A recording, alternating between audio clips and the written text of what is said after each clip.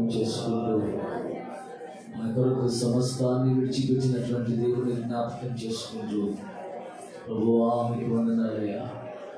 మాతో ఉండేవారు ఎవరు లేకపోయినప్పటికీ మాతో ఉండడానికి, మా ప్రక్కన నిలబడడానికి, మమ్మల్ని ధైర్యపరచడానికి దిగి వచ్చిన యేసయ్యా మీకు స్తోత్రాలు చెల్లిస్తున్నాను. స్తోత్రం స్తోత్రం హల్లెలూయా. మీ ప్రేమ గొప్పది. యేసయ్య ప్రేమ ఎంతో మధురం, పాపిని కరుణించే ప్రేమ. యేసయ్య ప్రేమ ఎంతో మధురం, పాపిని కరుణించే ప్రేమ.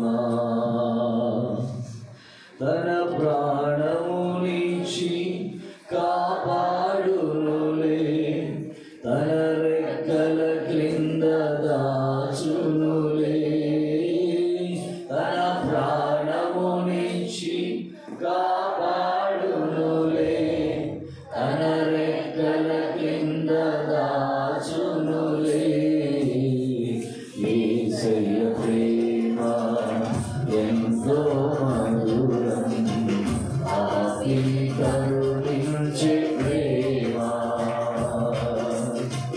యేసయ్య ప్రేమ ఎంతో మధురం, పాపిని కరుణించే ప్రేమ. ఒంటరినై నేను ఉన్నప్పుడు జంటగా నిలిచెను ఆ ప్రేమ. ఆదరణే లేక ఉన్నప్పుడు ఆదరించెను ఆ ప్రేమ. ఒంటరినై నేను ఉన్నప్పుడు జంటగా నిలిచెను ఆ ప్రేమ. ఆదరణే లేక ఉన్నప్పుడు ఆదరించెను ఆ ప్రేమ. ఎవరు లేరని ఏడ్చినప్పుడు నేనున్నానని ఆ ప్రేమ. ఎవరు లేరని ఏడ్చినప్పుడు నేనున్నానని ఆ ప్రేమ. కరుణించెను నన్ను, కృప చూపెను నాకు, కరుణామయుడు నా యేసయ్యా. కరుణించెను నన్ను, కృప చూపెను నాకు, కరుణామయుడు నా యేసయ్యా. యేసయ్య ప్రేమ ఎంతో మధురం, పాపిని కరుణించే ప్రేమ. యేసయ్య ప్రేమ ఎంతో మధురం, పాపిని కరుణించే ప్రేమ. కష్టాలలో కుమిలి ఉన్నప్పుడు కడతేర్చెను నన్ను ఆ ప్రేమ. కన్నీటిలోయలో ఉన్నప్పుడు కన్నీరు తుడిచెను ఆ ప్రేమ.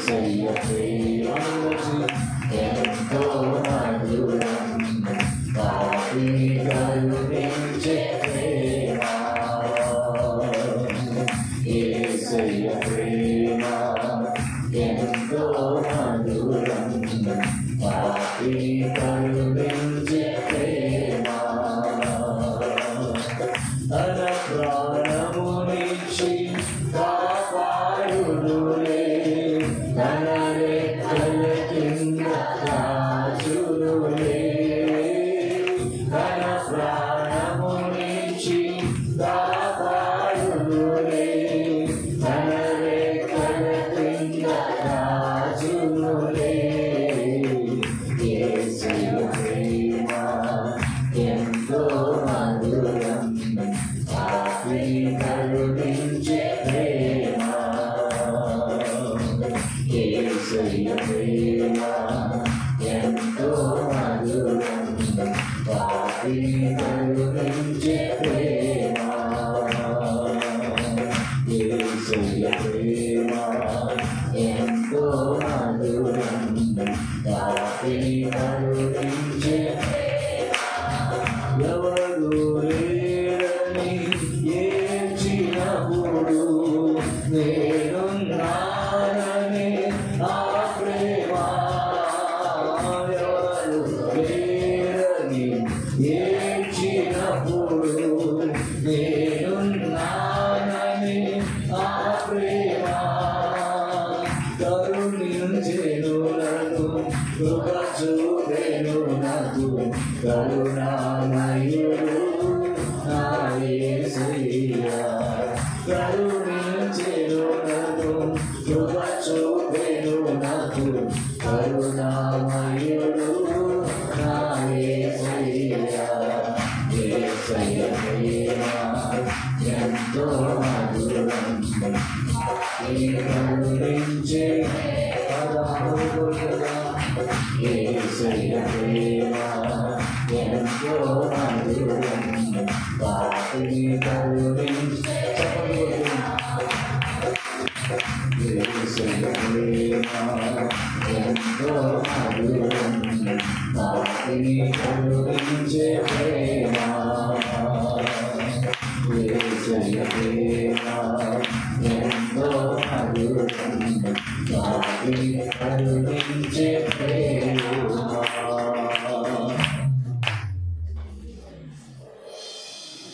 యేసయ్య ప్రేమ యేసయ్య ఎంత గొప్పది నాయన ఎవరు లేరని బాధపడుతున్న వేళ తోడుగా ఉండడం కోసం మాతో కూడా ప్రభువా నీ అడుగులు మేము వేయడం కోసం నీతో కూడా మీరు మాతో కూడా కలిసి ఈ సహవాసంలో ఉండడం కోసం నీవు కనపరిచిన నీ ప్రేమంత గొప్పది నాయన. Thank you lord. ప్రార్థన చేద్దాం. మమ్మల్ని మిక్కిలిగా ప్రేమిస్తున్న మా ప్రియ పరలోకపు తండ్రి, మీ పరిశుద్ధమైన ఘనమైన నామానికి వందనస్తులమై ప్రభువాన్ని స్తుతిస్తూ నీ పాద సముఖంలో నిలిచి ఉన్నాం. నీ దయ చేత మీ అనుగ్రహము చేత మీరు మాకు అనుగ్రహించిన ఈ నూతన దినంలో నిన్ను స్తుతిస్తూ ఈ రీతిగా నేను కీర్తిస్తూ మీ మాటల కొరకై ప్రభువా మేము నీ సన్నిధిలో కనిపెట్టుకోవడానికి మీరు మాకు అనుగ్రహించిన ఆయుష్ను బట్టి స్తోత్రాలు చెల్లిస్తున్నాను. అంటే ఆయుష్ ఉన్నప్పటికీ నీ సన్నిధిలో కనిపెట్టుకోవడానికి ప్రభువా నీవిచ్చిన కృపను సద్వినియోగం చేసుకోవడానికి కూడా మీరు మాకు ఇచ్చిన ఈ మంచి కృపను బట్టి స్తుతిస్తున్నాను. మా తండ్రి ఉదయకాలపు ఎంతవరకు మీ సన్నిధి మాతో ఉంచారు. మీ మాటలతో మీరు మమ్మల్ని బలపరచండి, సరిచేయండి.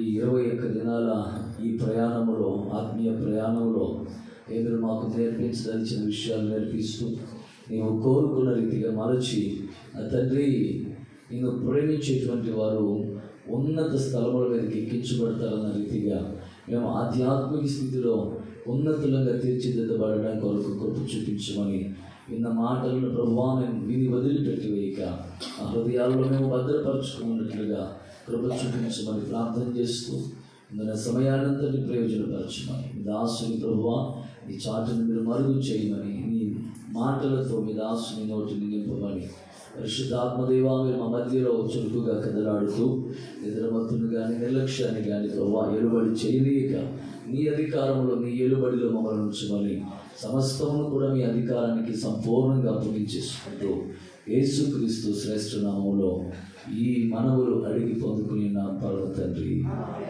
ఆమేన్. దేవునికి స్తోత్రం. హల్లెలూయా. దేవుని ఘనమైన నామానికి మహిమ కలుగునుగా. మంచిది కదా. మరొకసారి మీ అందరిని బట్టి యేసుక్రీస్తు ప్రశస్త నామంలో శుభాలు శుభవందనాలు తెలియజేస్తున్నాను. అందరికీ వందనాలు. ప్రభు మిమ్మల్ని దీవించునుగా. God bless you. సో ఈ క్రిస్మస్ దినాల్లో ఈ 21 దినాల ప్రత్యేకమైనటువంటి ప్రయాణంలో 4వ మజిలీలోనికి 4వ దినములోని ప్రభు మనం తోడుకు వచ్చినందుకై నిండు మనసుతో మరొకసారి 2 చేతులు పైకి ప్రభుకి స్తోత్రం చెల్లిద్దాం. హల్లెలూయా. మంచిది పిల్లరా. గడిచిన 3 దినాలు ప్రభు మనతో మాట్లాడుతూ మనల్ని బలపరుస్తూ వచ్చినటువంటి విషయాలను బట్టి ప్రభుకు మహిమ కలుగునుగాక. రోజు కూడా నేటి ధ్యానం కొరకై ఓ మాట మనం చదువుకుని వాక్య ధ్యానం పెడదాం. చూడండి, మత్తయి సువార్త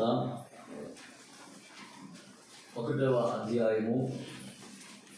మత్తయి సువార్త 1వ అధ్యాయము 22వ వాక్యాన్ని మనం చదువుకుందాం.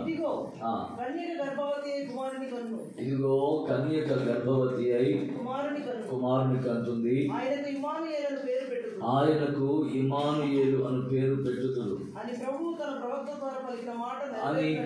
తన ప్రవక్త ద్వారా పలికిన మాట నెరవేరునట్లు ఇదంతయు జరిగేను. చదువుదాం. ఇమ్మానుయేలు పేరునకు భాషాంతరమున దేవుడు మనకు తోడు అని అర్థము. అలాగే యెషయా గ్రంథం 7వ అధ్యాయము 14వ వాక్యం చదువుదాం. యెషయా గ్రంథం 7వ అధ్యాయం. కాబట్టి ప్రభువు తానే యొక్క సూచన మీకు చూపును, ఆలకించుడి. కన్యక గర్భవతి కుమారుని కని అతనికి ఇమ్మానుయేలును పేరు పెట్టును. దేవునికి స్తోత్రం. భక్తుడైనటువంటి యెషయా పలికినటువంటి ప్రవచన వాక్యం యొక్క నెరవేరు. యెషయా గారు పలికినటువంటి ఈ ప్రవచన వాక్యం యొక్క సమయము సందర్భము కొన్ని వందల సంవత్సరాలకు మునిపే జరిగినటువంటి ప్రవచన వాక్యం. ఈ ప్రవచన వాక్యం నెరవేర్పుగా ఈ వచనంలో మనము మత్తయి సువార్తలో మనం చదివినటువంటి లేఖనము దూత ద్వారా ప్రభువు తెలియపరిచినటువంటి ఆ ప్రభువు అంటే దూత ద్వారా ప్రభువు అందించినటువంటి వర్తమానమును పొందుకున్నటువంటి ఆ మాటలను మనం చూస్తున్నాం. దేవుడికి స్తోత్రం. ఏదది ఇమాన్ కన్యక గర్భవతి అవుతుంది, ఆమె ఒక కుమారుని కంటుంది. ఆ కుమారునికి ఏమని పేరు పెడతారు? ఇమ్మానుయేలు అని పేరు పెడతారు. ఇమ్మానుయేలు అనే మాటకు అర్థం ఏంటి అంటే దేవుడు మనకు తోడు. దేవునికి స్తోత్రం కలుగుతుంది. ఆ కుమారుడు ఎందుకు పుట్టాడు అంటే ఆ కుమారుడు అనేటువంటి వాడు ఎవరు అని చెప్పానంటే మనకి యెషయా గ్రంథంలో 9వ అధ్యాయంలో మనం చూస్తాం 6వ వాక్యంలో. ఆయన బలవంతుడైన దేవుడని, ఆయన ఆశ్చర్యకరుడని, ఆలోచనకర్తని, సమాధానమునకు అధిపతి అని, బలవంతుడైన దేవుడని, నిత్యుడకు తండ్రి అని, ఇలాంటి విషయాలు 5 రకాలైనటువంటి ఆయన గుణగణాలు ఆయన స్వభావం తెలియజేస్తూ తెలియపరిచాడు. ఇప్పుడు ఆ దేవుడు కన్యక గర్భమున పుట్టింది దేని కొరకయ్యానంటే 21వ వాక్యంలో ఉంటుంది, తన ప్రజల పాపం నుంచి రక్షించడం కొరకు. అదే సమయంలో శాపములో ఉన్నటువంటి వారికి, బాధలలో ఉన్న వారికి, లేదా విడువబడిన వారికి, విలువ లేనిటువంటి వారికి ఆ బాసటగా ఉండి, తోడుగా ఉండి, సహకారంగా ఉండి ప్రభువు సిద్ధపరిచిన చోటికి ఆయనే బలపరిచి పురికొల్పడం కోసం, తోడుగా ఉండడం కొరకు. ఎవరు లేరనుకుంటున్న వారికి, నా పరిస్థితులన్నీ కూడా చేజారిపోయాయి, విషమించిపోయాయి అని అనుకున్నటువంటి వారికి, జీవితంలో ప్రాముఖ్యమైనటువంటి వారిని పోగొట్టుకున్నటువంటి వారికి, ఇంకా నాకు అంతా కోల్పోయాను, నాకేమీ లేదు, ఇంకా నా జీవితంలో ఆశలన్నీ కూడా అడుగడుగుని పోయాయి, ఇక నాకు సంతోషం కానీ, సమాధానం కానీ, ప్రేమ కానీ, ఆదరణ కానీ నేను చూసేటువంటి అవకాశాలు నా జీవితంలో ఇంకా లేవు. ఒకసారి కొన్ని చిన్న మిస్టేక్స్ని బట్టి కొన్ని సందర్భాల్లో పెద్ద నష్టాలు మన జీవితంలో మనం చూడాల్సిన పరిస్థితులు దాపురిస్తాయి. కానీ ఆ చిన్న పొరపాట్లను మనుషులు మనసులో ఉంచుకుని మనుషులను దూరం చేసుకుంటారేమో, కానీ మనం ఆరాధన చేస్తున్నటువంటి దేవుడు మనలో ప్రతినిత్యము పొరపాటు కనబడుతున్న ఆ పొరపాటును సరిచేసుకుని మరలా మనలను నూతనపరుచుకుని మనం పోగొట్టుకున్నటువంటి ఆనందాన్ని, సంతోషాన్ని రెట్టింపు చేసి ఇవ్వడానికి ఇష్టపడుతున్న మంచి దేవుడు అని చెప్పడానికి నేను సంతోషిస్తున్నాను. దేవుడికి స్తోత్రం కలుగునుగాక. కొన్ని సందర్భాల్లో మనుషుడు ఊహాలోకంలోనికి వెళ్ళిపోతాడు. మనుషుడు ఊహల్లోనికి వెళ్ళిపోయి జీవితాన్ని బిందాసుగా ఊహించుకుంటాడు. సినిమాల్లో చూపెడుతున్నట్లుగా 2.5 గంటల జీవితాన్ని అంటే జీవితం అంతటి కూడా 2.5 గంటల్లో చూపించేస్తారు. సో అలాగే ఉంటుంది అని అనుకుని చాలామంది జీవితాలు పాడు చేసేసుకుంటున్న వాళ్ళు చాలామంది ఉన్నారు. కొన్ని సందర్భాల్లో చిన్న నిర్ణయాల ద్వారా సరిచేసుకోలేనటువంటి పరిస్థితులు దాపురించి దాని ద్వారా నష్టాల బాటలోనికి వెళ్ళిపోయి, శ్రమల బాటలోనికి వెళ్ళిపోయి, అయ్యో నేను అలా చేయకుండా ఉండాల్సింది, అలా చేసి నాకు కారణం చేతే కదా నా జీవితం, నాతో ఉన్న వారి జీవితాలు ఇలా అయిపోయాయి అని చెప్పి అనుకుంటున్న స్థితిగతులలో మనుషులు సైతం కూడా ఆ మనిషిని నీ వల్లే ఈ పరిస్థితిలో చెప్పినట్టు నిందిస్తున్నటువంటి స్థితిగతులలో ఏం చేయాలో అర్థం కాక, ఎవరికి చెప్పుకోవాలో అర్థం కాక, ఆ పరిస్థితులను ఎలా మార్చుకోవాలో అర్థం కాక, అలా విషమించినటువంటి స్థితిమించిన లేకపోతే బాధామయమైపోయినటువంటి ఆ జీవితాన్ని చక్కదిద్దుకోవడానికి మార్గాలు కనపడక, ఆదరణ దొరకక, కనీసం పలకరించేటువంటి ప్రేమపూరితమైన మాట కూడా చెవికి వినబడని స్థితిగతులలో చాలామంది జీవితాలను నాడు ఉన్నారు. నేడు కూడా అలాంటి స్థితిగతుల్లోనే చాలామంది జీవితాలని వెళ్ళదీస్తున్నారు. పిల్లలు నేను తెలియజేస్తున్న ఒక మంచి మాట, అందరూ ఉన్నప్పటికీ కూడా అందరూ ఉంటారు చుట్టుప్రక్కల. మనకి ఆత్మీయులుగా కనపడుతున్న వాళ్ళు చాలామంది, వాళ్ళు మనల్ని ప్రేమిస్తున్నట్లుగా అనిపించే వాళ్ళు చాలామంది ఉంటారు. కానీ ఎవరెంతమంది ఉన్నప్పటికీ ఒంటరితనాన్ని అనుభవించేటువంటి వాళ్ళు చాలామంది ఉన్నారు. కనుక ఇలాంటి వ్యక్తులందరినీ కూడా ప్రభువు తన పక్కన చేర్చుకుని వారి పక్కన ఆయన ఉండి వారిని ఆదరించి, ఏ విషయంలో కూడా కృంగిపోవాల్సిన పర్లేదు నాన్న, సో నేనున్నాను అని చెప్పినట్టు ఆ పొరపాట్లను సరిచేసి చక్కదిద్ది నడవవలసిన త్రోవలో నడిపించి, చక్కని త్రోవను ఆయన నడిపించి, ఆయన శ్రేష్టమైనటువంటి స్థానానికి నడిపించి ఉన్నతులుగా తీర్చిదిద్దడం కోసమే ఉన్నతమైన స్థానాన్ని, సర్వోన్నతమైన స్థితిని విడిచిపెట్టి, ఆ ధవళ సింహాసనాన్ని విడిచిపెట్టి శిలువ సింహాసనం ఎక్కడానికి దిగి వచ్చేసినటువంటి దేవునికి స్తోత్రం కలుగును. హల్లెలూయా. ఎవరైనా సరే న్యాచురల్గా సమాజంలో ఉండేటువంటి స్థితిగతులు ఏంటంటే, కొంచెము సౌఖ్యం కలిగితే, లేదా కొంచెము స్థితి మారితే, లేదా కొంచెము డబ్బు కానీ లేదా పరపతి కానీ పలుకుబడి కానీ వస్తే ఇంకా వారు వచ్చినటువంటి స్థితిని కానీ లేకపోతే గతాన్ని కానీ గుర్తుపెట్టుకోరు. మాటలు మిడిసిపడి మాట్లాడే మాటలు ఉంటాయి, మనుషులను లెక్క చేయకుండా మాట్లాడే మాటలు ఉంటాయి. సో మనం ఏం మాట్లాడుతున్నాము, మన స్థితిగతులు ఏంటి, అసలు మనం ఎక్కడి వారము, ఇప్పుడు ఏమై ఉన్నవారము, ఈ రోజున మన ఈ స్థాయి అంతా కూడా ఆయన అనుగ్రహమే కదా, ఆయన లేకపోతే ఈ రోజున ఈ జీవితం ఉండేది కాదు కదా అనే ఆలోచన ఉండక అదిరిపడే మాటలు మాట్లాడుతుంటారు మనుషులు. సో క్రింద ఉన్న వారిని తక్కువ చేసి మాట్లాడతారు. కానీ మనం ఆరాధన చేస్తున్న దేవుడైతే ఆయన సర్వాంతర్యామి అయిన దేవుడు, ఆయన శ్రీమంతుడైనటువంటి దేవుడు, అసలు ఎవరు సమీపింపరాని తేజమండలంలో ఉండే ఆ మహాదేవుడు మనల్ని గుర్తించడానికి అవకాశం లేని స్థితిగతుల్లో ఉన్నప్పటికీ మనలను ప్రేమించి మన దగ్గరకు వచ్చినటువంటి దేవునికి స్తోత్రం. మన మనుషులు, మన చుట్టూ ఉన్న వారందరూ కూడా అవకాశవాదులుగాను, వారి ద్వారా లాభం ఉంటే మాట్లాడేవాళ్ళు గాను. ఇక్కడ బాగా గుర్తుపెట్టుకోండి, ఈ సందర్భం, అది సన్నివేశం మీ జీవితాల్లో అప్పుడప్పుడు మీరు ఎదురై ఉంటుంది, మీ అనుభవాల్లోనికి వచ్చి ఉంటుంది. మీ దగ్గర మీ ద్వారా ఉపకారం ఉందనుకుంటే, మీ ద్వారా వాళ్ళకి మంచి కలుగుతుంది అనుకుంటే, ఆ క్షణానికి ఉండే మాటలు ఒక రకంగా ఉంటాయి. ఆ మంచి కాస్త అయిపోయిన తర్వాత మాట్లాడతారు, సంబంధాలు ఉంటాయి, కానీ ఆ మాటల్లో వాళ్ళ వ్యత్యాసం ఖచ్చితంగా వెంటనే కనబడిపోతుంది. ఆ మాట తీరు కనబడిపోతుంది, ఆ మాటలలో వాళ్ళ దర్పం కనపడుతుంది, వాళ్ళలో వాళ్ళ అతిశయం కనపడుతుంది, వాళ్ళలో మేమే గొప్ప అనేటువంటిది రకంగా వాళ్ళ దగ్గర ఉన్నదే తీసుకున్నప్పటికీ, దానితోనే వాళ్ళు ఆనందించిన వారైనప్పటికీ మరలా ఆ వ్యక్తులను అణగార్చే విధంగాను, అణిచివేసే విధంగాను, మనస్సుకు గాయం కలిగే విధంగా మాట్లాడేటువంటి మనుషులు చాలామంది ఉంటారు. ఇలాంటి జీవిత పరిస్థితుల్లో మనుషులు కోరుకునేది ఏంటంటే మరణాన్ని కోరుకుంటారు, చావును కోరుకుంటారు.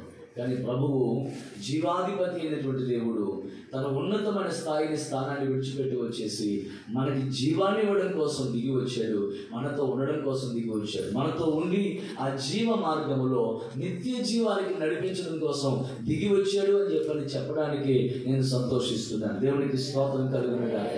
రోజు నువ్వు ఏ స్థితిగతుల్లో ఉన్నావో, ఏ పరిస్థితుల్లో ఉన్నావో తెలియదు, కానీ ఒక మాట మాత్రం నాకు ధైర్యాన్ని కలిగించే మాట ఏంటంటే ఆయన మనతో ఉన్నాడు. ఆయన నాతో ఉన్నాడు. అందుకే ఈ సంవత్సరంలో పాట కూడా అదే పాటను నేను ప్రస్తావన చేసుకోవడానికి కారణమైంది. స్తోత్రం. ఎవరున్నా లేకపోయినా, ఏ వైపు నుంచి ఆదరణ ఉన్నా లేకపోయినా, ప్రేమ ఉన్నా లేకపోయినా, అదే సంతోషం ఉన్నా లేకపోయినా, అన్నీ కూడా కట్టగట్టుకుని కలిసిపోయినట్లు అనిపించిన, ఒక ప్రపంచం అంతా కూడా వేరైపోయి ఒకటి అనిపించిన, నీవు ఉన్నావన్న ఒక్క ఆ ఆలోచనే నేను బ్రతకడానికి కారణమైంది ప్రభు అని చెప్పని రాయడానికి దేవుడు బలపరిచాడు. దేవుడికి స్తోత్రం. చాలా మంది నిరసించిపోయి మరణాన్ని వెతుక్కుంటున్నటువంటి వారు చాలా మంది ఉన్నారు. నిరీక్షణ లేనటువంటి వారు చాలా మంది ఉన్నారు. కానీ మనకి నిరీక్షణ కలిగించడం కోసం నేనున్నానయ్యా, మన ప్రక్కన తల్లి కానీ తండ్రి కానీ ఉండి నేనున్నాను పద చెయ్యి అని చెప్పానంటే ఎంత ధైర్యం ఉంటుందో, ఎంత భరోసా ఉంటుందో. మనకు పరమ తండ్రి మన ప్రక్కన నిలిచి నేనున్నానని చెప్పని మనలను కలవరపెట్టే, మనలను భయపెట్టే పరిస్థితులు, శత్రువు అనే పరిస్థితులకు ప్రభు ప్రత్యక్షమై శత్రువుకు భయం పుట్టించి మనకి వెన్నులో ధైర్యం పుట్టించి, శత్రువుకేమో వెన్నులు ఏర్పడుతుంది, వణుకు పడుతుంది.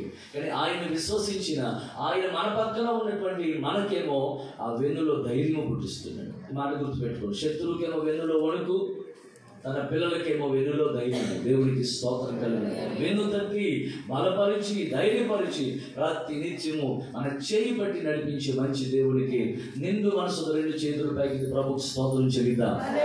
హల్లెలూయా. ఆయన తోడుగా ఉండడం ద్వారా జరిగే విషయాలు ఏంటంటే, ఆయన మనతో ఉండడం ద్వారా కలిగే విషయాలు ఏంటంటే, మనం ఆశీర్వాదకరమైన స్థితికి మనం చేర్చబడతాం. ఆమేన్. మనకందరికీ యాకోబు తెలుసు. యాకోబు గుడారివాసిగా ఉన్నటువంటి వాడు, తల్లి చాటునే ఉన్నటువంటి వాడు. తల్లి సలహా మేరకు, తల్లి ప్రోత్సాహం మేరకు తండ్రిని మోసం చేసి అన్న ఆశీర్వాదాలు పొందుకుని ఆ తర్వాత ప్రాణం మీదకి తెచ్చుకున్నటువంటి వాడై ప్రాణం దక్కించుకోవడం కొరకు అన్నిటినీ విడిచిపెట్టి, అందరినీ విడిచిపెట్టి ఏకాకిగా ఒంటరిగా తన ప్రయాణాన్ని ప్రారంభించాల్సి వచ్చింది. కనుక సమయంలో తన జీవితంలో ప్రొద్దుగుంకినటువంటి వేళ, చీకటి అలుముకున్నటువంటి వేళ, ఏం చేయాలో అర్థం కాక అప్పటి వరకు ఉన్నటువంటి వసతులు వేరు ఒక్కసారిగా మార్చబడిన పరిస్థితి ఏంటంటే ఏదేను అరణ్యం అయిపోయినటువంటి స్థితిగతులు అయిపోయాయి.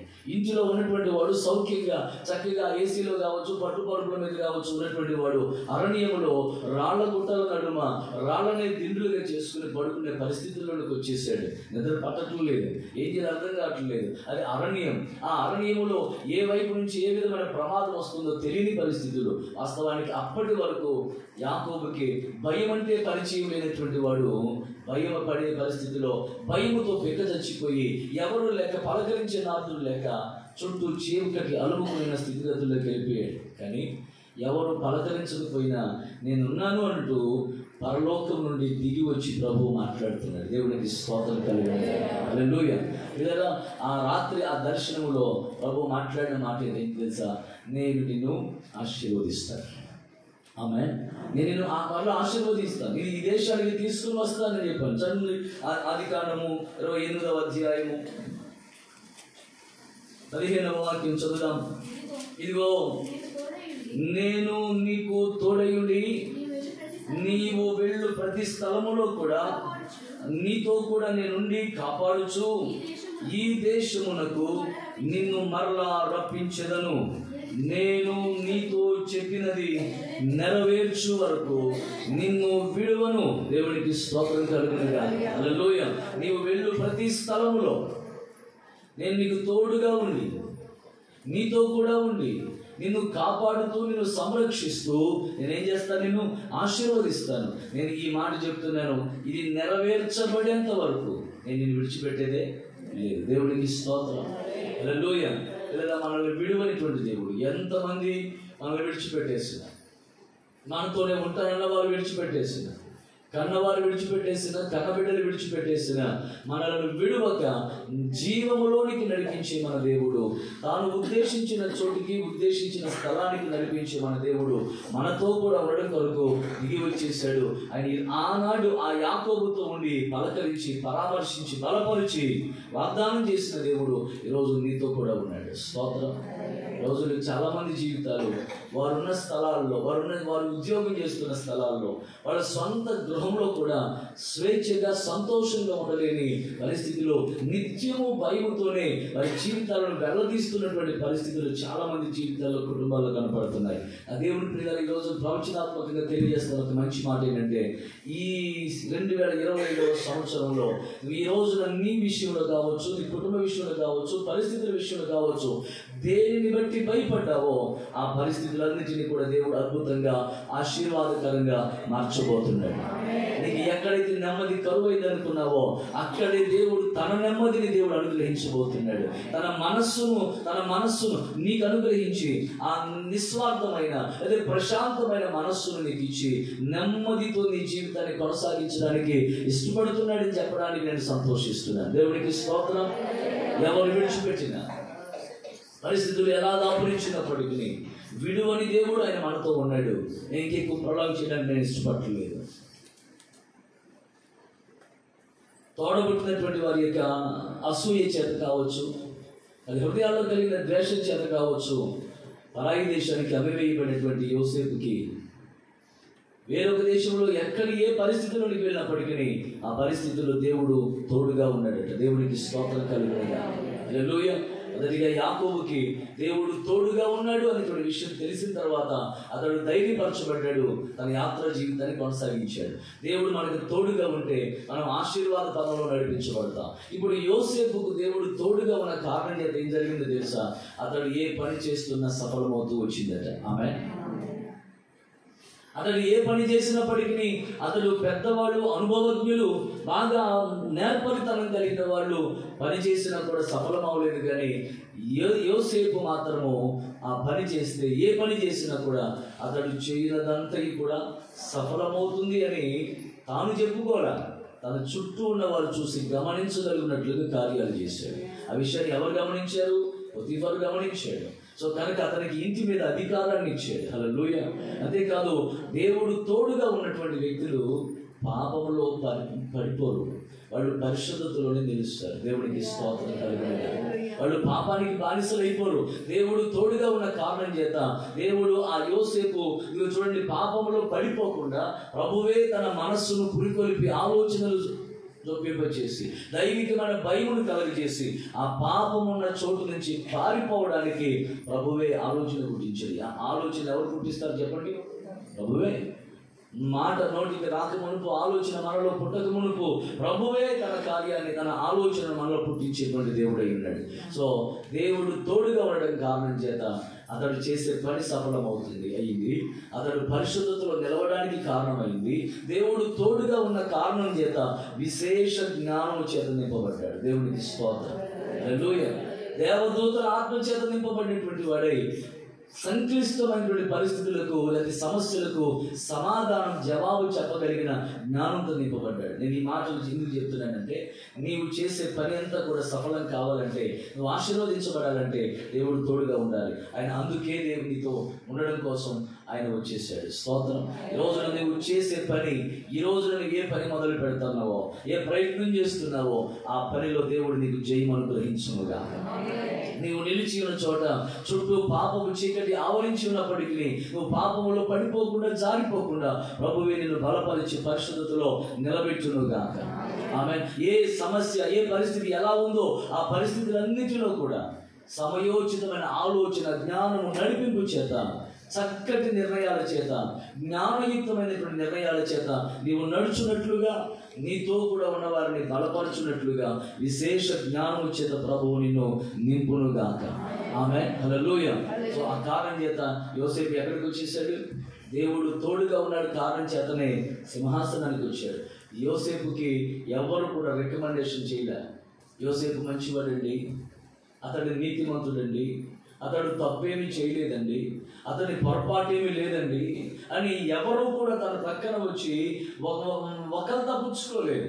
ఎవరు కూడా బాధ్యత తీసుకుని తన పక్కన ఉండి అయ్యోయ్యో అని చెప్పని అన్నవారు ఎవరు కూడా లేదు. బహుశా పొతీఫర్ ఇంటిలో జరిగినటువంటి పరిస్థితిని చూస్తే బహుశా అందరూ అన్న మాటలు ఏంటంటే, ఎలా అన్నం పెట్టిన చేతిని నువ్వు కలుస్తున్నావు కదరా, లేదా అన్నం పెట్టిన చేతిని నువ్వు గాయపరుస్తున్నావు కదరా, నీ బుద్ధులు పొనుచుకున్నవాడు కాదు, ఎక్కడి నుంచో ఉన్నవాడిని తీసుకొచ్చి నీకు ఆసన ఇస్తే, నీకు అవకాశం ఇస్తే నువ్వు చేసిన పాడు పనులు ఏంట్రా అని చెప్పని బహుశా చుట్టూ ఉన్న వాళ్ళందరూ కూడా అన్నవాళ్ళే కానీ అర్థం చేసుకున్న వాళ్ళు ఎవరు? స్తోత్రం. కానీ ప్రభువు అర్థం చేసుకున్నాడు. ఆయన సమస్తము చూశాడు, సమస్తం ఎరిగినటువంటి వాడు. ఆశీర్వదించాడు, పరిశుద్ధతలో నిలిపాడు, విశేష జ్ఞానంతో నింపాడు, ప్రభువు కోరుకున్న స్థాయికి చేర్చాడు. ఆమేన్. హల్లెలూయా. మరొక భక్తులకు తనకున్నటువంటి బాధ్యతను నిర్వర్తించలేక, అడుగు ముందుకు వేయలేక, ఏం చేయాలో అర్థం కాక తర్జన అయిపోతూ భయపడుతున్నటువంటి వేళ యోషువా, నేను మోషేకు తోడైనట్లుగా నీకు కూడా నేను తోడుగా ఉంటాను. స్తోత్రం. మోషే పక్కన నేను ఎలా ఉండి, మోషేకి నా హస్తాన్ని ఎలా తోడుగా ఉంచి నేను బలపరిచి అద్భుతాలు చేశానో అలాగే నేను నీకు కూడా తోడుగా ఉంటానని చెప్పని ఆ ఇమ్మానుయేలైనటువంటి దేవుడు యాకోబుకు తోడుగా ఉండి, యోసేపుకు తోడుగా ఉండి, యెహోషువకి తోడుగా ఉండి వారిని బలపరిచాడు. వారి ద్వారా అద్భుతాలు చేయించారు, ఆశ్చర్యకార్యాలు చేయించారు. ఆయన ఉద్దేశించిన ఉద్దేశాలని కూడా నెరవేర్చారని చెప్పడానికి నేను సంతోషిస్తున్నాను. ఒక మాట మనలో మనం గుర్తుపెట్టుకోవాల్సింది ఏంటంటే, దేవుడు నన్ను విడిచిపెట్టేవాడు కాదు. ఆయన నాతో కూడా ఉండడం కోసం నా ప్రక్కనే ఉండే దేవుడు అనే స్పృహ ఆలోచన మనం కలిగి ఉండాలి. ఒకసారి మనకందరికీ తెలిసినటువంటి, బహుశా చూడలేదు కానీ విన్నటువంటి దైవజనుడు జాన్ వెస్లీ గారు, అంటే ఇక్కడ కాదు. సో ఆ జాన్ వెస్లీ గారు రోజున మరి ఏ పని మీద వెళ్ళారో, ఎక్కడికి వెళ్ళాడో, ఎందుకు వెళ్ళాడో తెలియదు కానీ అప్పటి వరకు చాలా విశ్వాసంగా మాట్లాడేవాడు, విశ్వాసంగా తన భక్తి జీవితాన్ని కొనసాగించేవాడు, ప్రతి మాటలో విశ్వాసం తొలగిసలాడుతూ ఉండేది. అలాంటి భక్తుడైనటువంటి జాన్ వెస్లీ ఇంటికి వచ్చి కూర్చున్నాడు. తన ముఖం రోజు ఉన్నట్లుగా లేదు, తన ముఖంలో ధైర్యం కనపడట్లా, తన ముఖంలో సంతోషం కనపడట్లా, తన ముఖంలో ఏదో దిగులు, ఆవేదన, ఒక రకంగా తన ముఖంలో చాలా చాలా రంగులు కనపడుతున్నాయి.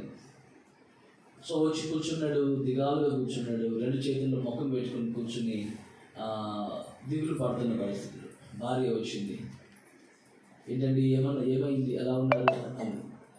ఏం మాట్లాడలా. మరలా కొంచెం గ్లాస్ మంచినీళ్ళు తీసుకొచ్చి ఇచ్చి ఏమైంది చెప్పానంటే అలా మాట్లాడలా, బాధపడుతున్నాడు. ఈ ఇందులో ఆ జాన్ వెస్లీ పాస్టర్ గారు భార్య చేసిన పని ఏంటంటే, లోపలికి వెళ్ళి పైనుంచి కింద వరకు బ్లాక్ కలర్ డ్రెస్ వేసుకుని వచ్చి ఎదురుగా నుంచుందట.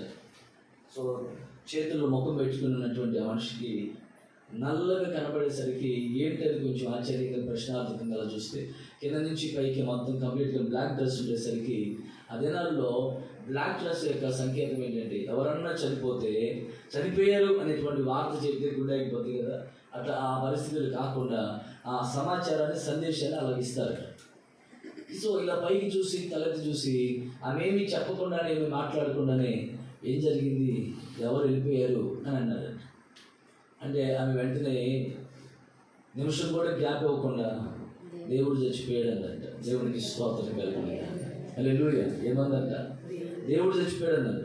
వెంటనే ఈ జాన్ వెస్లీ గారికి నొసలు ముడేసి, ఏం మాట్లాడుతున్నావు నువ్వు, ఆయన నిత్యుడు, ఆయన ఉన్నవాడు అనువాడు, ఆయన చనిపోవడం ఏంటి, ఆయన మృతుడై తిరిగి లేచినవాడు, ఇంకా ఆయనకి మరణం లేనటువంటి వాడు, మరణాన్ని జయించినటువంటి వాడు, ఆయన చనిపోవడం ఏంటి, ఏం మాట్లాడుతున్నావు నువ్వు అని చెప్పానంటే, అవును కదండి, మరి ఆయన లేడనే కదా మీరు అలా కూర్చున్నారు, ఆయన చనిపోయాడనే కదా, ఆయన ఏం చేయలేడనే కదా. ఒకసారి ఈ సమస్య ఏంటో తెలియదు కానీ ఈ సమస్యలో ఓదార్పు దొరకదని, ఆదరణ దొరకదని, జయం దొరకదని కదా మీరు అలా కూర్చున్నారు. దేవుడు చనిపోయాడనే కదా.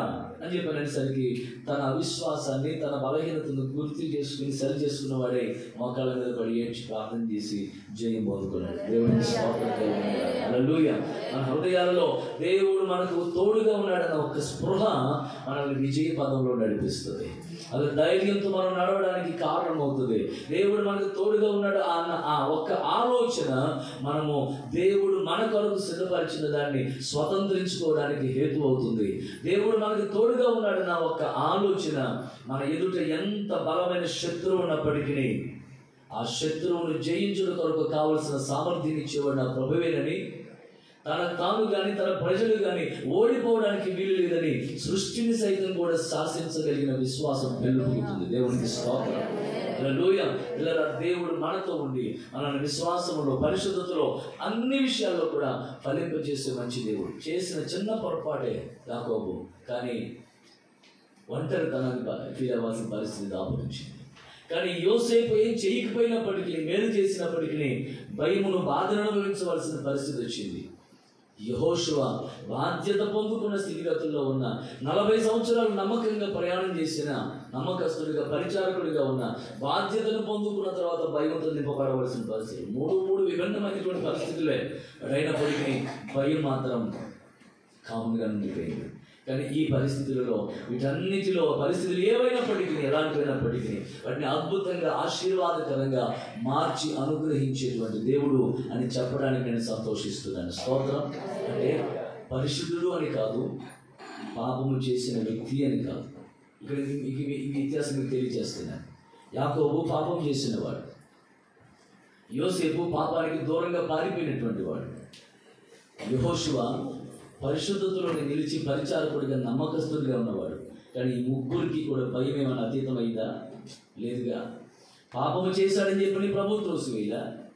పరిశుద్ధతలోనే ఉన్నప్పటికీ కూడా భయపడే పరిస్థితులలో రాకుండా ప్రభు ఆపల. ఈ పరిస్థితుల కోసం దాపురిస్తాయి, కానీ వీటన్నిటిలో కూడా ప్రభు మనకు తోడుగా ఉండే దేవుడు. స్తోత్రం.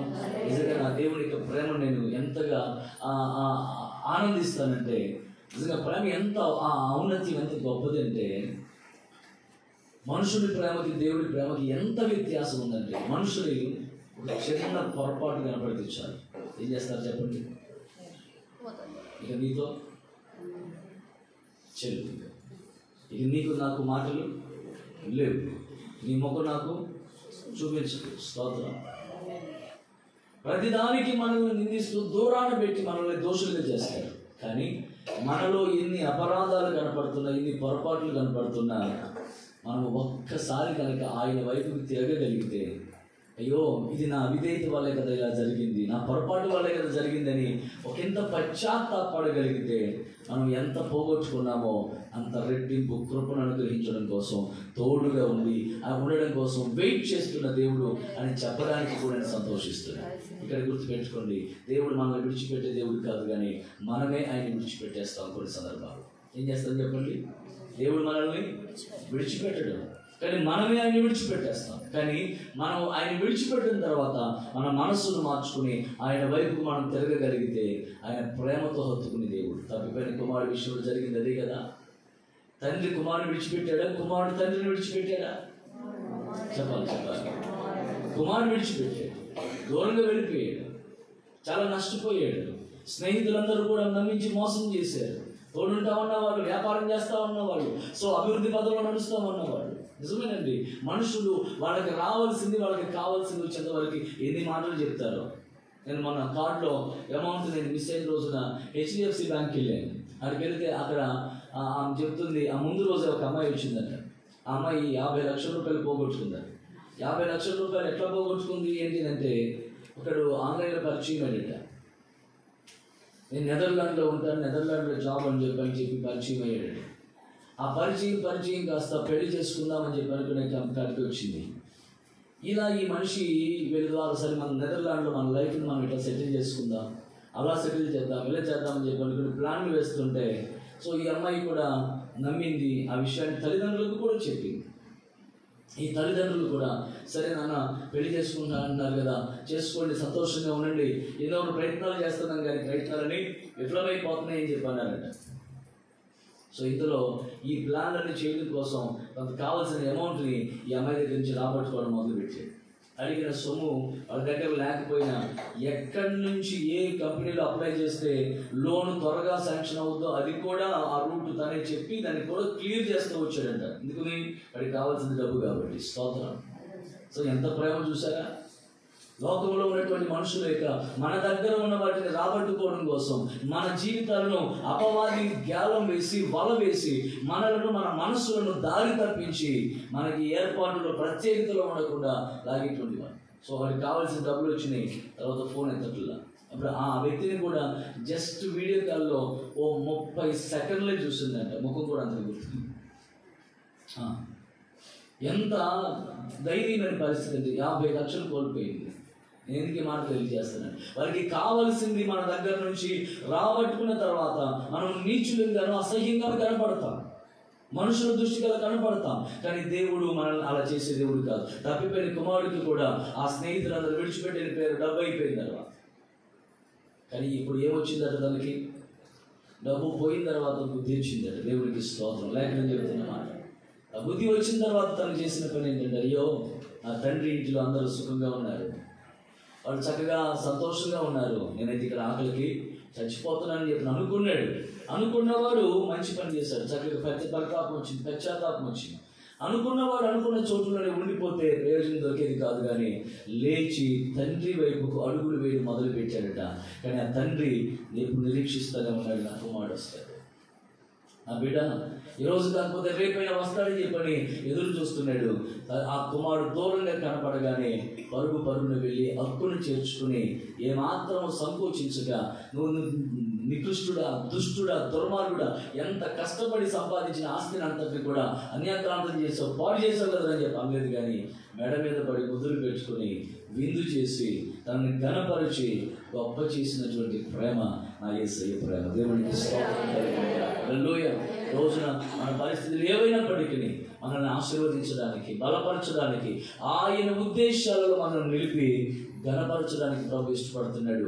అందుకోసమే ఆయన ఇమ్మానుయేలుగా మన మధ్యలోనికి దిగి వచ్చాడు. స్తోత్రం.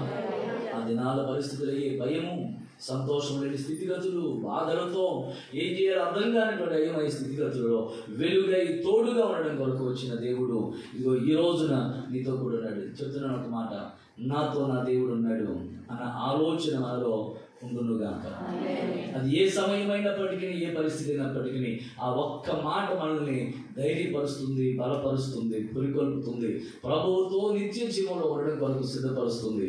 కనుక ఈ రోజున నీ హృదయం నిండా ఆ మాటను నీవు నింపుకుని, నాతో ఉన్నావు దేవా, నాకు ఇంకా అపజయము లేదు, నువ్వు నాతో ఉన్నావు, నాకు కొదువా లేదు, నువ్వు నాతో, నేను ఎక్కడికి వెళ్ళినా నువ్వు నాతో ఉండాలి, నువ్వు నాతో రావాలి, నువ్వు నాతో ఉంటే, నాలో ఉంటే, నాతో కూడా ఉంటే ఓడిపోయే పరిస్థితులు నాకు రావయ్యా, నువ్వు నాలో ఉండాలి, నా కోసం నీకు వచ్చిన దేవా, నేను నీతో ఉంటాను, నాతో ఉండడం కొరకు వచ్చిన యేసయ్య, నేను నీతో ఉంటానంటూ మనము నోరు తెరిచి మనం ఆ మాటను, ఆ తీర్మానంతో కూడిన మాటను ప్రభుతో చెబుతూ ఆయన సాహచర్యములో మనం మన ప్రయాణాన్ని కొనసాగిద్దాం. ఆశీర్వాద పదములో, విజయ పదములో, పరిశుద్ధతలో మనకు దేవుడు అప్పగించిన బాధ్యతలను సక్రమంగా నిర్వర్తించడంలో, దేవుడు కోరుకున్న స్థాయికి, స్థానానికి చేర్చబడడంలో మనం ముందుకు కొనసాగిపోదాం. దేవుడి మాటలు దీవించునుగాక. దయచేసి స్థలంలో ఉంచండి, ప్రార్థన చేద్దాం. అందరం నోరు తెరిచి ప్రార్థన చేద్దాం. దేవా మీకు స్తోత్రాలయ్యా,